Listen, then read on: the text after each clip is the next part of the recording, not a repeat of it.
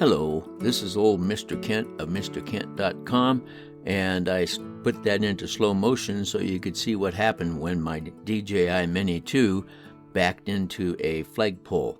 If you've been following my videos lately, you know that right behind where this film is taking place, my son just recently put up a flagpole, which I forgot was there. And so eventually here during the video, I'll back into it.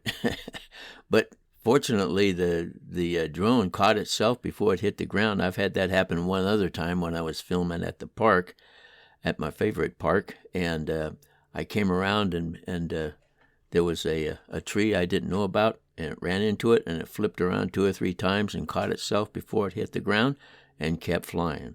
So that's what happened here, but I thought I'd share it with you. My son's putting in this pad. It takes 2 yards of concrete, and the big guys, they didn't want to bother with him. So this is called Ready-Mix, Mobile Ready-Mix Concrete.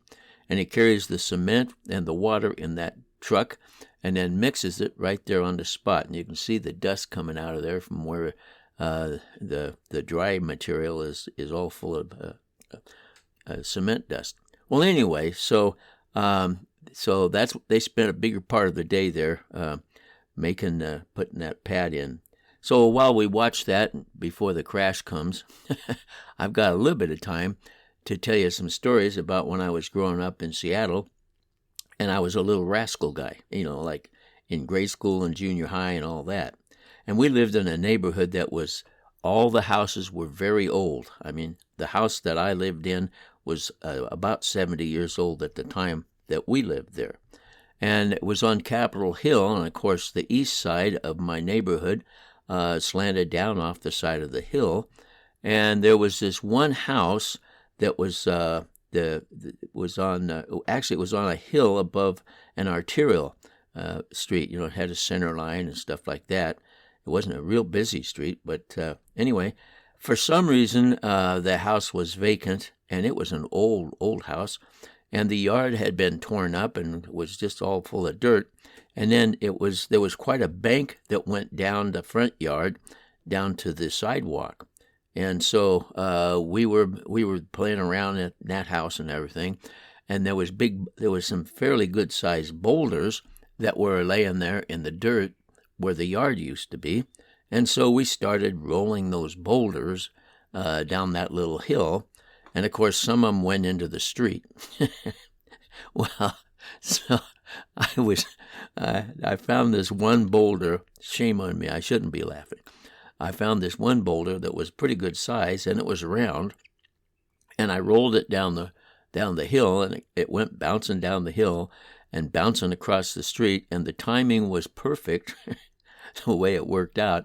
This kid was coming along the street on his bicycle on the far side, and the boulder went bouncing across the street, and as he was coming along, believe it or not, it hit his bicycle front wheel and locked itself into the spokes. And of course, then he crashed, and so all me and my buddies, we took off running. I don't know how it ended up, but I shouldn't have done that. I realize that now, but anyway. So that's one of the stories. Another story that we used to do is when it would snow in the wintertime, you don't throw snowballs at cars because the guy stops.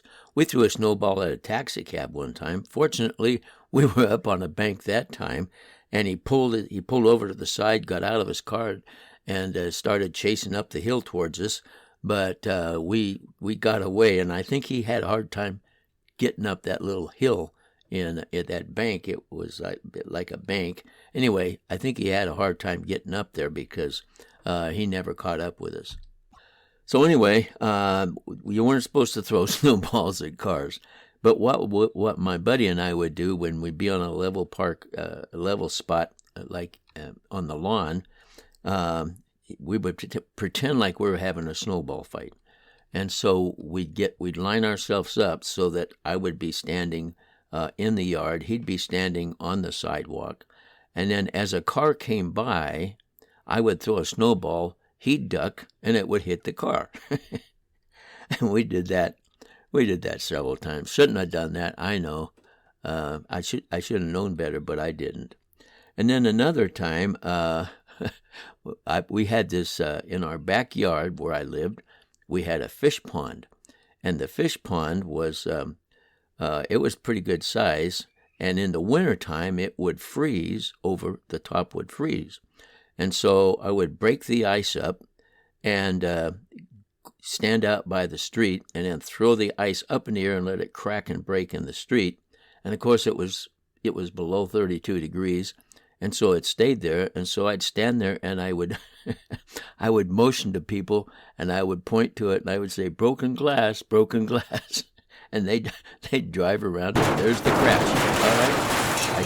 All right, that's where the drone hit the flagpole. So anyway, as you could see, it kept flying. Let's take a look at it again in slow motion.